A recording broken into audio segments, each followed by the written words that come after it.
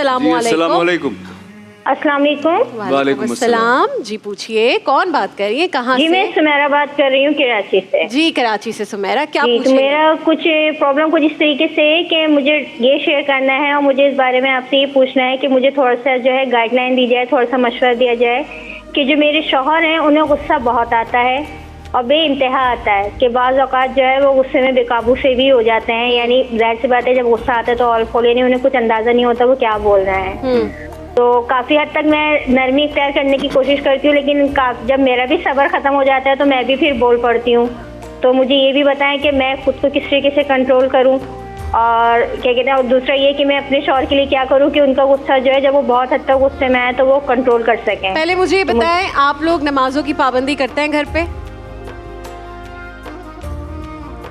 चली गई, कॉल बंद हो गई, कॉल डिस्कनेक्ट हो गई। एक कंप्लीट जरा वो करने दिया करें, क्योंकि ये बहुत इंपॉर्टेंट बात है ना। लोग बहुत चीज़ों से दूर होते हैं और उसके बाद सब कुछ हो रहा होता है। डॉक्टर आमिर साहब आपसे शुरू करेंगे, बिस्मिल्लाह। ये मर्द का गुस्सा और फिर बेगम कह रही है मेरी भी बस हो जाती है तो मैं भी गुस्सा करती हूँ, तो फिर क्या जाना चाहिए? बिस्मिल्लाहिर्रहमानिर्रहीम। ये वाकई एक बहुत ही समाजी मसला है हमारे माशरे का, और वो किसी ने कहा है ना कि तुम जो मुस्कुराए तो जहाँ मुस्कुराया। तो मर्द जो है वो अगर घर का सरबरा है और बुनियाद है, और इसी तरह उसकी बीवी बच्चों की माँ की हैसियत से, तो अगर इनका रवैया अच्छा होगा, मुस्बत होगा, खुशगवार होगा, तो पूरी नस्ल और बच्चे सब खुशगवार रहेंगे।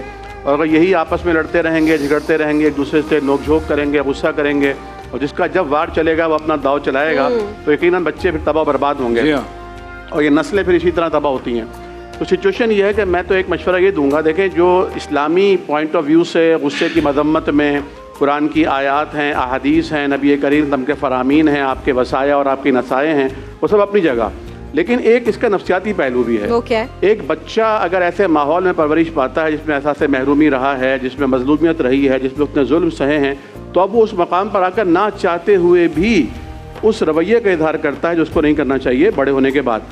चुनांचे इसके लिए कुछ साइंटिफिकली और नफ्सियाती एतबार से, जिसको हम आजकल कहते हैं कि बिहेवियरल थेरेपी जो होती है, वो बहुत ज़रूरी है।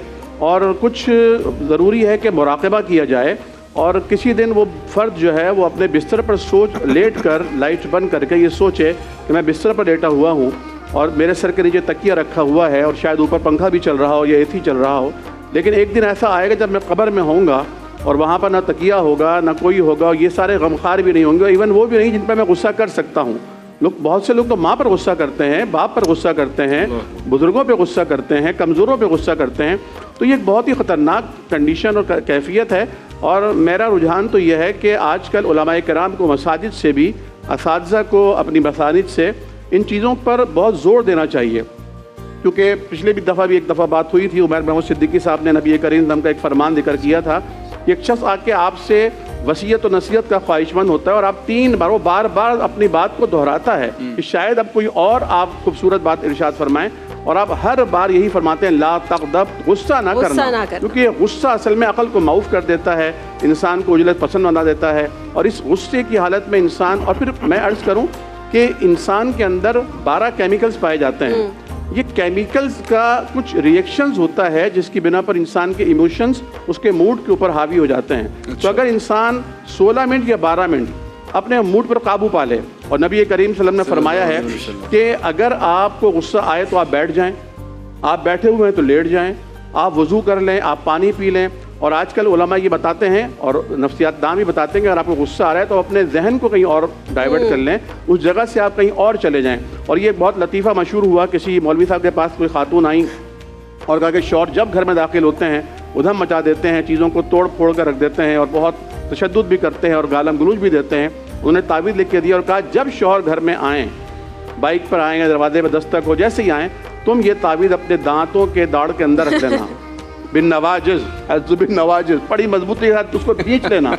उन्होंने ऐसे ही किया, और जब वो गुस्सा कर करके थक गया और ये खामोश रहीं और इन्होंने सब्र और तहम्मुल और बर्दाश्त का मुजाहरा किया, तो देखिए बर्दाश्त में बहुत बड़ी क़ुव्वत है, बर्दाश्त सब्र में बहुत बड़ी क़ुव्वत है, और अल्लाह ताला फरमाता है इन्नल्लाहा मअस साबिरीन, अल्लाह सब्र करने वालों के साथ है। तो जब कोई चुप रहता है और सहता है तो अल्लाह की मदद उसके साथ शामिल हो जाती है, तो नताइज फिर उसके हक में आते हैं। अभी वही हुआ कि वो जीत गई, اور شوہر آخرکار شرمندہ ہوا. علامہ صاحب یہ کیوں تو یہ ہوتا ہے اس بات کا حل ہے جو پوچھ رہی تھی. ہاں لیکن خاموش. یہ بھی ایک حل ہو سکتا ہے. ایک کو غصہ آئے تو دوسرا خاموش ہے. میرا اور میرے ہسبینڈ کا تو یہ پہلے دن سے رول ہے کہ اگر میں غصے میں وہ خاموش رہیں گے وہ غصے میں تو میں کہتے ہیں خاموش رہوں گی, اصول ہے. مسئلہ فوراً حل ہو جاتا ہے.